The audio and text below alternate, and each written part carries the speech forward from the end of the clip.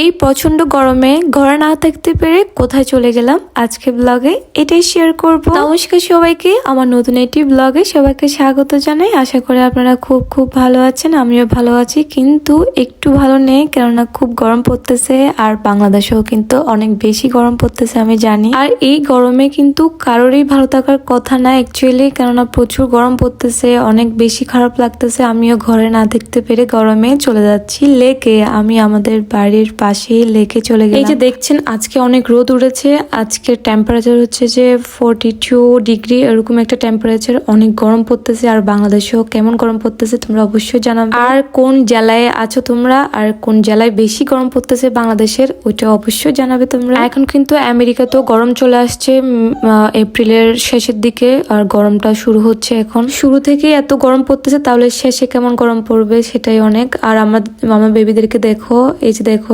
ঋষি, আর এই যে আমার আদর বাবাকে দেখো, যেমন ঘরে অনেকে আছে না গরু বেঁধে রাখে, যখন ছেড়ে দেয় সে অনেক অনেক খুশি হয়ে যায়। আমার আদর বাবা সেম এরকম হয়ে গেছে, ও শুধু দৌড়াচ্ছে এরকম করতেছে। এখানে কি বাতাস থাকার কারণে অনেক বেশি শান্তি লাগতেছিল, অনেক বেশি। কোথায় আসছ?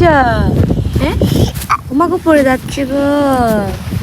বলো আসো আসো আসো, বলো আসো, বলো কাম, বলো কাম কাম, বলো